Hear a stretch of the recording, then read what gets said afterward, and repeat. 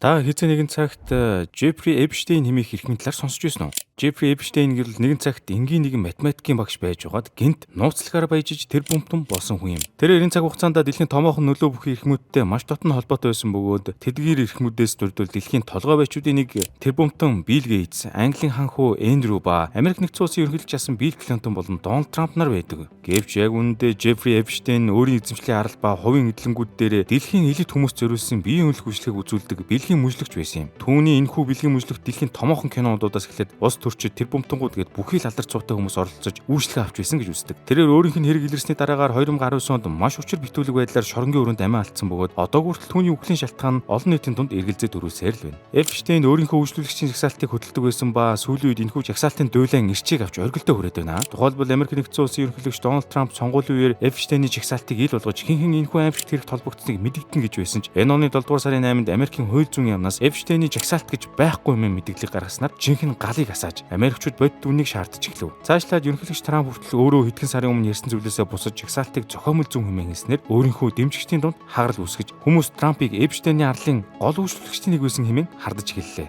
Тэгвэл өнөөдөр мэдлэгээр Америкийн нийгэмд шууган тариад байгаа Жеффри Эпштейний хэргийг онцолж байна. Тэр яг хэн байсан юм бэ? Дэлхийн хамгийн нөлөө бүхий эрхмүүдтэй хутгалцсан гэж үзэж байгаа түүний хэрэг хэр дүүлэн тавиа? Яагаад түүний жагсаалт гэж нэрлсэн баримт Америк нэгдсэн улсын засгийн газрын хэмжээнд яригдж байна вэ? Хэрэг та эдгээр асуултуудын хариултыг сонсомоор байгаа бол бичлэгээ дуустал үзээрэй.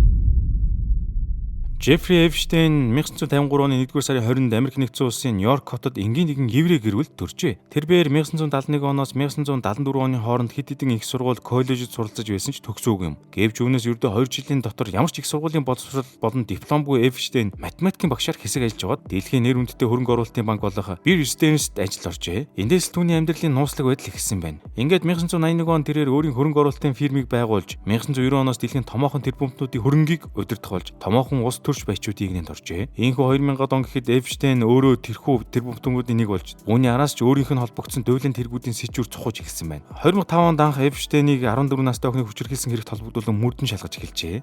Тиймхүү хэргийн мөрдөн байсаад үргэлжлэх тусам Эпштейн удаа дараа насан туршаагүй жаахан хүүхдүүдтэй бэлгийн харилцаанд орсон тогтоогдсон ба эдгээр охингийн ихэнх нь 16 настай байсан бөгөөд хамгийн бага нь 14 настай байж. Эцэст нь 2008 онд шүүхээс Эпштейнийг гин буруутай тооцсон боловч ердөө 13 сарын хорих ял оноосон байна. Дээрээс нь 13 сарын турш хоригдохдоо Эпштейн өдрийн 12 цагийг гадуур чөлөөтэй явж өнгөрүүлдэг байсан гэд боддоо. Ингээд хэрэг хүчилдүүлдгээр Жеффри Эпштейнийг 2019 оны 7 сарын 6-нд дахин баривчилж бэлгийн мужлог зохион байгуулсан хэрэгээр дахин шалгаж эхэлжээ. Гэвч Эпштейн баривчлагдсанаас хойш ердөө сарын дараагаар буюу 8 сарын 10-нд шоронгийн өрөөндөө амиа алдсан байна. Та YouTube сувгаа нэхээс эхлээд алгоритмыг зөв ашиглаж чанартай контент бүтээгээд ашиг орлоготой болтлоо хөгжүүлж бүхий л аргыг нийт оролж сурмаар байна уу? Тэгвэл анхаарлаа нааш хандуулаарай. Контентийг YouTuber болох нь зөвхөн олон танигдах эсвэл мөнгө олох бол биш ээ.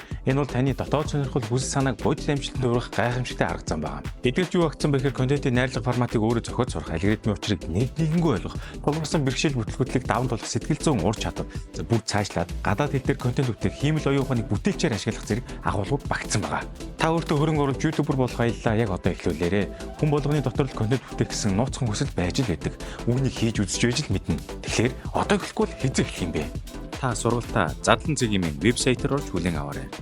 Түүний үхлийн шалтгааныг хэдийгээр өөрийгөө боомлж алсан хэмээн мэдүүлсэн ч үүнийг батлах хангалттай нотлох баримт байхгүй нээр түүний хоригдож байсан хэсгийн камерын бичлэг нь хожим нууцын зэрэгэлд оржээ. Жеффри Эпштейний амьдралын ихэнх хэсэг нь маш нууцлагмал бөгөөд хэрхэн яаж тэр бумтун болсон одоо хүртэл учир бүтүүлэг хэвээр байд. Хэдий 1980-аас 1990 оны хооронд зөвхөн тэр бумтнуудын хөрөнгийг удирддаг байсан гэдэг боловч яг ямар хүмүүсийг болох нь одоо хүртэл мөн нууцлагмал хэвээр байна. Харин одоо түүний холбогдсон хэргийн талаарх илүү дэлгэрэнгүй мэдээллийг ярьж өгье.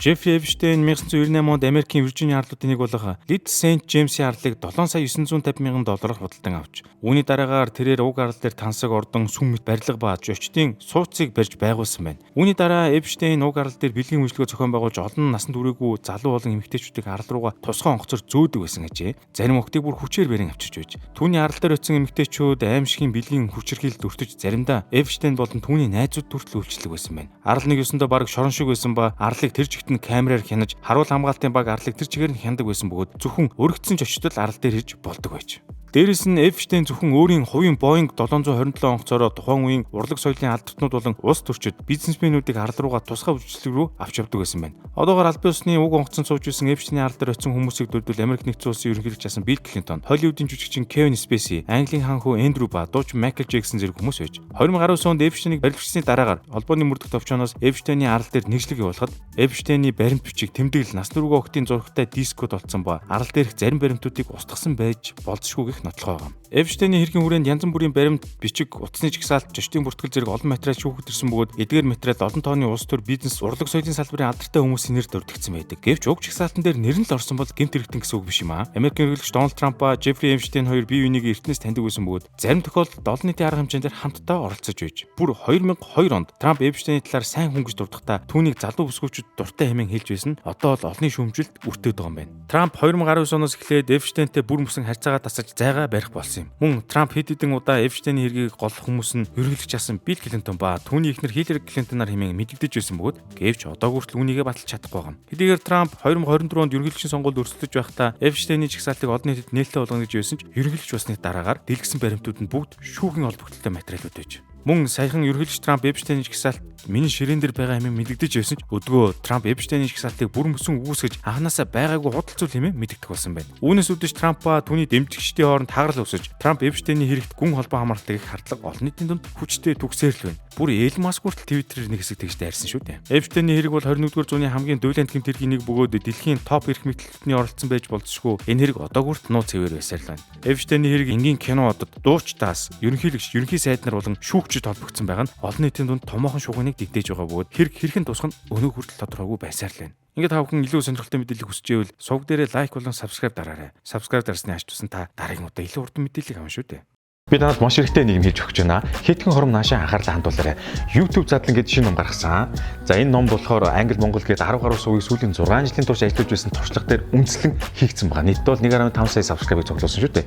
Энэ олон сувг хийж байгаа. Тэгэхээр танд энэ ном яагаад хэрэгтэй гэж. Тэгэхээр шүү дээ та одоо хобби, бизнес эсвэл community ямар ч зорилготой байсан бэ? Яаж контент хийхээ яг так ойлгох болно. За тэгэхээр энэ номонд юу байгаа вэ гэхээр үзэгчдийн анхаарлыг эхний 5 секундэд яаж төвчгийг сурна, хүн рүү чиглэсэн контент хэрхэн бүтээхийг нүдэнд харагдтал зааж бичсэн ном аа.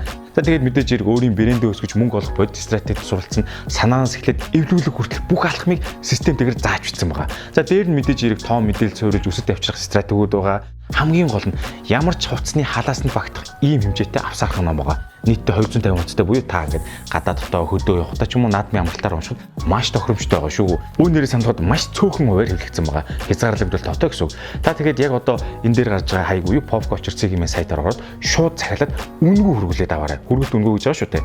Тэгээд шууд авах линкийн видеоны комент болон description дээр бас байрлал очихъя. Тэгэхээр нэмжлэхэд дүүнартаа бэлгэлж гисэн яг таарсан сайхан биелэг болно шүү. Нэг номоор контент бүтэх цогц системийг гартаа оруулах гэж боддоо.